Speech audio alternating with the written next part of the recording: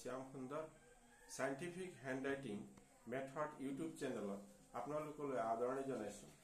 আজিৰ এই ভিডিঅ' অসমীয়া বৰ্ণমালা প্ৰতিটো বৰ্ণ বিজ্ঞানসন্মত লিখন পদ্ধতি কেনেকৈ বিশ্লেষণ কৰিব পাৰি এই বিষয়ে ইয়াত আলোচনা কৰিম। অসমীয়া বৰ্ণমালাৰ বৰ্ণবোৰ বিজ্ঞানসন্মত লিখন পদ্ধতিৰ বিশ্লেষণ কৰোঁতে চাৰিটা কথাৰ ওপৰত গুৰুত্ব দিয়া উচিত। প্ৰথম কথাটো হৈছে আখৰৰ মাত্ৰাৰ ওপৰত, দ্বিতীয় কথাটো হৈছে আখৰৰ আদি অংশৰ ওপৰত, তৃতীয় কথাটো হৈছে লিখন পদ্ধতিৰ ওপৰত, চতুৰ্থ কথাটো হৈছে আখৰৰ স্টেপ বা চৰণৰ ওপৰত। আখৰৰ মাত্ৰাৰ ওপৰত কিয় গুৰুত্ব দিয়া উচিত? আমি জানো যে অসমীয়া বৰ্ণমালাৰ প্ৰতিটো বৰ্ণ গড় সুন্দৰ আৰু দেখিবলৈ ধুনীয়া। এই ধুনীয়া বৰ্ণবোৰক মাত্ৰাৰ ওপৰত ভিত্তি কৰি তিনিটা ভাগত ভগাব পাৰি: পূৰ্ণ মাত্ৰাৰ আখৰ, অৰ্ধমাত্ৰাৰ আখৰ আৰু মাত্ৰাবিহীন আখৰ। লিখন পদ্ধতি অনুসৰি পূৰ্ণ মাত্ৰাৰ আখৰবোৰ আকৌ 4 প্ৰকাৰ: 30 ডিগ্ৰী, 40 ডিগ্ৰী, 90 ডিগ্ৰী আৰু 180 ডিগ্ৰী কোণৰ মাত্ৰাৰ আখৰ। হাতৰ আখৰ লিখোতে সদায় সাৱধান হোৱা উচিত যে কোনটো বৰ্ণৰ ওপৰত পূৰ্ণ মাত্ৰা ব্যৱহাৰ কৰা হয় বা কোনটো বৰ্ণৰ ওপৰত অৰ্ধমাত্ৰা ব্যৱহাৰ কৰা হয় বা মাত্ৰা ব্যৱহাৰ কৰা নহয়। ছাত্ৰ ছাত্ৰীসকলে অসমীয়া বৰ্ণমালাৰ বৰ্ণবোৰ লিখোতে মাত্ৰাৰ সঠিক আৰু শুদ্ধ জ্ঞান নাথাকিলে হাতৰ আখৰ লিখন শুদ্ধ আৰু সুন্দৰ নহয়। দ্বিতীয়তে অসমীয়া বৰ্ণমালাৰ বৰ্ণবোৰ আদি অংশ বা আখৰৰ আৰম্ভণি অংশ যৰ পৰা বৰ্ণটো লিখিবলৈ আৰম্ভ কৰা হয়, ছাত্ৰ ছাত্ৰীসকলক এই সম্পৰ্কে স্পষ্ট আৰু শুদ্ধ ধাৰণা থাকিলেহে হাতৰ আখৰ সুন্দৰ আৰু সঠিক। তৃতীয়তে অসমীয়া আখৰবোৰ লিখোতে কোনটো বৰ্ণ কেইটা চৰণ বা ষ্টেপত লিখিব পাৰি তাৰ কিছু ধাৰণা থকা উচিত। চতুৰ্থতে অসমীয়া বৰ্ণমালাৰ প্ৰতিটো বৰ্ণ বিজ্ঞানসন্মত লিখন পদ্ধতি ভাষাৰে বা কথাৰে সুন্দৰভাৱে বিশ্লেষণ কৰিব পাৰি বা হাতৰ আখৰ কেনেকৈ ধুনীয়া কৰিব পাৰি তাৰ ব্যাখ্যা আগবঢ়াব পাৰি। প্ৰথমে আমি পূৰ্ণমাত্ৰা আখৰৰ বিশ্লেষণ কৰিম। অসমীয়া বৰ্ণমালাৰ বৰ্ণবোৰক মাত্ৰা অনুসৰি 3টা ভাগত ভাগ কৰা হৈছে: পূৰ্ণমাত্ৰাৰ আখৰ, অৰ্ধমাত্ৰাৰ আখৰ আৰু মাত্ৰাবিহীন আখৰ। পূৰ্ণমাত্ৰা আখৰ বুলিলে কি বুজায়? যিবোৰ বৰ্ণৰ ওপৰত সম্পূৰ্ণ মাত্ৰা ব্যৱহাৰ কৰি লিখা হয় তাকে পূৰ্ণমাত্ৰা আখৰ বুলি কোৱা হয়। আৰু দ্বিতীয়টো হৈছে অৰ্ধমাত্ৰা আখৰ। যিবোৰ বৰ্ণৰ ওপৰত আধা মাত্ৰা ব্যৱহাৰ কৰি লিখা হয় তাকে অৰ্ধমাত্ৰা আখৰ বোলে। তৃতীয়টো হৈছে মাত্ৰাবিহীন। যিবোৰ বৰ্ণৰ ওপৰত মাত্ৰা ব্যৱহাৰ কৰা নহয় সেইবোৰ বৰ্ণক মাত্ৰাবিহীন আখৰ বুলি কোৱা হয়। এতিয়া পূৰ্ণমাত্ৰা আখৰ আকৌ লিখন পদ্ধতি অনুসৰি পূৰ্ণমাত্ৰা আখৰবোৰ হৈছে 4 প্ৰকাৰ: 30 ডিগ্ৰী কোণৰ মাত্ৰা আখৰ, 90 ডিগ্ৰী কোণৰ মাত্ৰা আখৰ, 40 ডিগ্ৰী কোণৰ মাত্ৰা আখৰ আৰু 180 ডিগ্ৰী কোণৰ মাত্ৰা আখৰ। আমি 30 ডিগ্ৰী কোণৰ মাত্ৰা আখৰটো কেনেকৈ বিশ্লেষণ? 30 ডিগ্ৰী কোণৰ মাত্ৰা আখৰ সংখ্যা হৈছে 10টা। এতিয়া কথা হৈছে 30 ডিগ্ৰী কোণৰ মাত্ৰা আখৰ কাক বোলে? যিবোৰ বৰ্ণৰ 30 ডিগ্ৰী কোণৰ মাত্ৰা চিন ব্যৱহাৰ কৰি লিখা হয় তাকে 30 ডিগ্ৰী কোণৰ মাত্ৰা আখৰ বুলি কোৱা হয়। আমি 30 ডিগ্ৰী কোণৰ মাত্ৰা আখৰ 10টাৰ ভিতৰত ক বৰ্ণটোক আমি বিশ্লেষণৰ কাৰণে বাছি লৈছো। ক বৰ্ণটো আমি কেনেকৈ বিশ্লেষণ কৰি আখৰৰ আদি অংশ 30 ডিগ্ৰী কোণৰ মাত্ৰা চিন,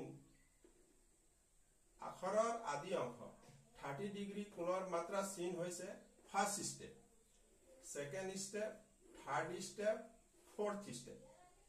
এনেকৈ আমি 4টা ষ্টেপত 30 ডিগ্ৰী কোণৰ মাত্ৰা আখৰ 10টা সুন্দৰকে লিখিব পাৰোঁ।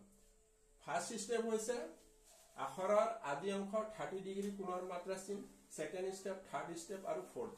এই 4টা ষ্টেপত কোৱা আমি লিখিব পাৰোঁ। দ্বিতীয়টো হৈছে 90 ডিগ্ৰী কোণৰ মাত্ৰা আখৰ 10। এতিয়া 90 ডিগ্ৰী কোণৰ মাত্ৰা আখৰ বুলিলে কি হয়? যিবোৰ বৰ্ণৰ 90 ডিগ্ৰী কোণৰ মাত্ৰা চিন ব্যৱহাৰ কৰি লিখা হয় তাকে 90 ডিগ্ৰী কোণৰ মাত্ৰা আখৰ বোলে।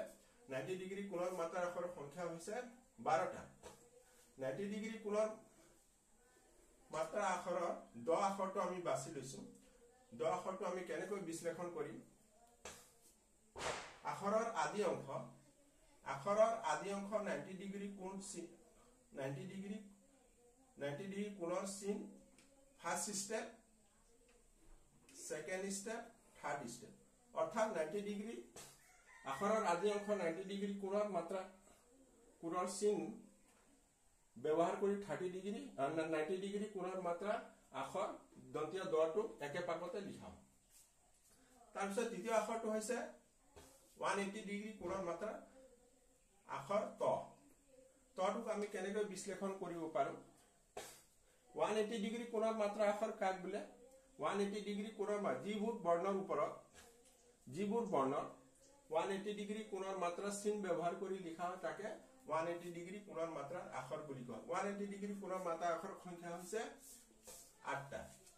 এই 8টাৰ ভিতৰত আমি ত আখৰটো বাছি লৈছো। আমি কেনেকৈ বিশ্লেষণ কৰিম? আখৰৰ আদি অংশ 180 ডিগ্ৰি কোণৰ মাত্ৰা চিন হৈছে ফাৰ্স্ট স্টেপ, সেকেন্ড স্টেপ, ত।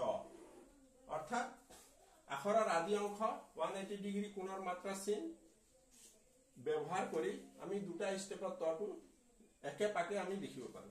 চতুৰ্থ আখৰটো হৈছে 29 তৈয়। 29 তৈয় হৈছে 40 ডিগ্ৰি কোণৰ মাত্ৰাৰ আখৰ। 40 ডিগ্ৰি কোণৰ মাত্ৰাৰ আখৰ কাক বোলা হয়? যিবোৰ বৰ্ণ 40 ডিগ্ৰি কোণৰ মাত্ৰা চিন ব্যৱহাৰ কৰি লিখা হয় তাকে 40 ডিগ্ৰি কোণৰ মাত্ৰা আখৰ বোলে।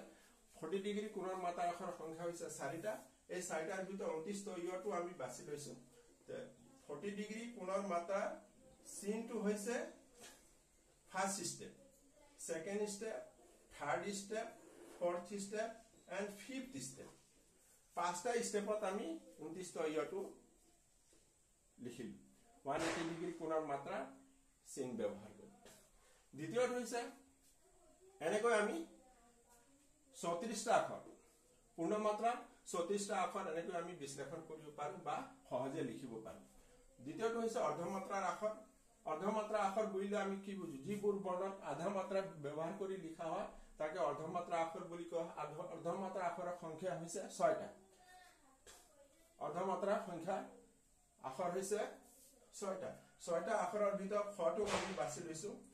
First step, second step, third step, fourth step and fifth step. 5টা স্টেপ ব্যৱহাৰ কৰি আমি অৰ্ধমাত্ৰা আখৰ ফটো আমি লিখিলো। তৃতীয়টো হৈছে মাত্ৰাবিহীন আখৰ। মাত্ৰাবিহীন আখৰৰ সংখ্যা হৈছে 8টা। মাত্ৰাবিহীন আখৰ যিবোৰ বৰ্ণত মাত্ৰা ব্যৱহাৰ কৰি মাত্ৰা ব্যৱহাৰ কৰা নহয় তাকে মাত্ৰাবিহীন আখৰ বোলে। মাত্ৰাবিহীন আখৰৰ সংখ্যা হৈছে 8টা। 8টা আখৰৰ ভিতৰত এই আখৰটো আমি বাছি লৈছো। এইটো আমি কেনেকৈ লিখিম? First step and second step. দুটা স্টেপত আমি এই বৰ্ণটো লিখিব পাৰো। ঠিক তেনেকৈ অসমীয়া বৰ্ণমালাৰ 48টা আখৰ আমি এনেকৈ বিশ্লেষণ কৰিব পাৰো। বিশ্লেষণ কৰি নিজৰ হাতৰ আখৰটো সুন্দৰ কৰিব পাৰো। অসমীয়া বৰ্ণমালাৰ বৰ্ণবোৰৰ বিজ্ঞানসন্মত লিখন পদ্ধতিৰ ভিডিঅ'বোৰৰ জৰিয়তে নিজৰ হাতৰ আখৰ ভাল কৰিব বিচাৰে তেনেহলে সাইন্টিফিক হ্যান্ডৰাইটিং মেথড ইউটিউব চেনেলটো সাবস্ক্ৰাইব কৰি লাইক আৰু কমেন্ট কৰিবলৈ নাপাহৰিব। ভিডিঅ'টো ইমানে। নমস্কাৰ, জয় আই।